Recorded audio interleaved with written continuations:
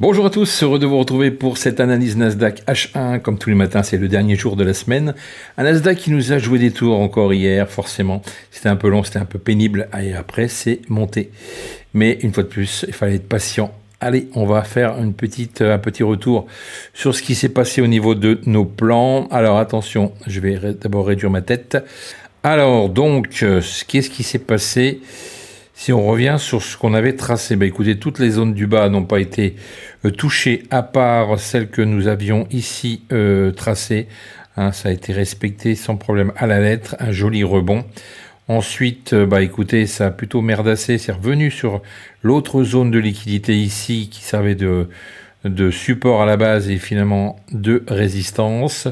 Et puis ensuite, ça a pas mal méché, ça a eu pas mal d'incertitudes et de pièges. Et ensuite, on a attendu les US qui nous ont fait des allers-retours avant de vraiment monter pour rejoindre la fameuse zone que nous avions également précisée dans le plan. Et puis ensuite, vous l'avez compris, on avait dit qu'on aurait l'occasion à partir de là de remonter sur les 22 000. Ça a été fait, même plus que ça, puisqu'on les a dépassés.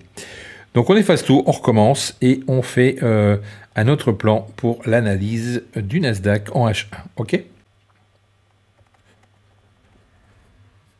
Alors effectivement, c'est beaucoup plus facile de faire un plan sur ce genre de bougie, éventuellement, que là-dessus, forcément, puisqu'on attendait des chiffres hier, on attendait plein de nouvelles, on attendait également, il y a eu quand même une belle accélération, parce qu'effectivement, Trump arrive à s'entendre avec Poutine au sujet de la guerre en Ukraine, donc forcément, ça a été bien pris par le marché, toujours de bonnes nouvelles.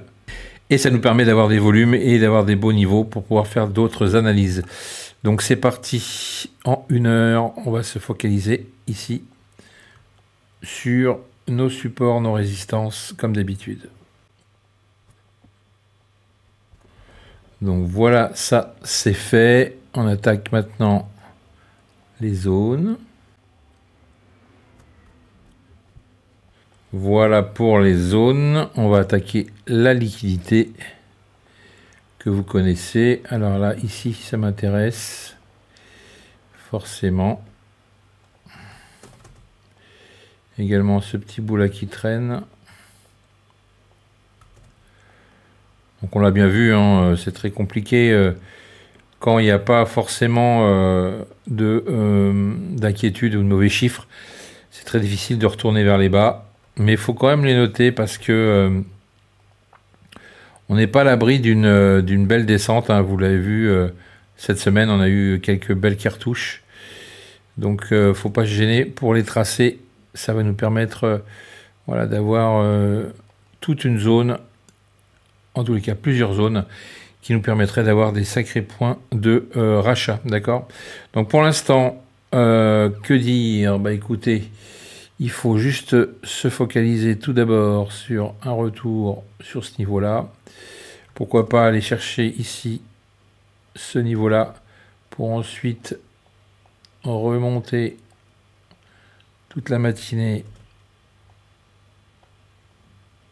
sur un range, puisqu'on attend encore des chiffres macro cet après-midi à 14h30.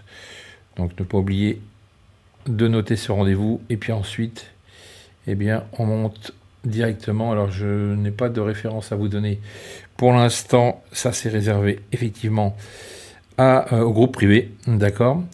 Je vous rappelle, le lien est sous la vidéo si cela vous intéresse. Le coaching également pour une petite heure avec moi. Voilà, pour mettre un petit peu à jour votre profil de trader. Alors, on va noter quand même cette zone ici qui pourrait être intéressante, celle-là et celle-ci. Je ne vais pas tout de suite noter les autres. Pourquoi ? Parce que on est vraiment dans une tendance très haussière. On a cassé les 22 000, on est au-dessus des plus hauts d'hier. Donc pour l'instant, je vois pas pourquoi ça reviendrait aussi, enfin en tous les cas plus bas que les 50% du profil d'hier.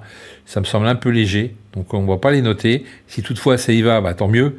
Vous saurez quoi faire. Mais Mais effectivement, je trouve pas ça très intéressant d'aller les noter pour le moment, d'accord?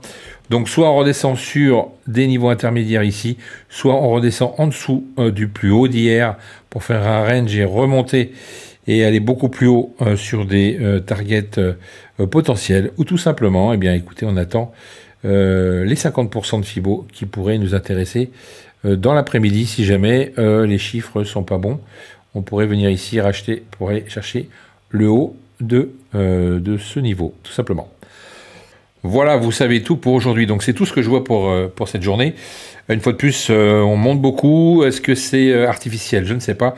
L'inflation continue d'augmenter sur les États-Unis. Donc forcément, avec les taxes douanières, hein, toutes ces taxes qu'il va mettre en place là, Trump, bah, ça va être un petit peu problématique à un moment donné. Donc ça va augmenter l'inflation et on aura forcément un retracement technique très fort, à mon avis, d'ici quelques semaines.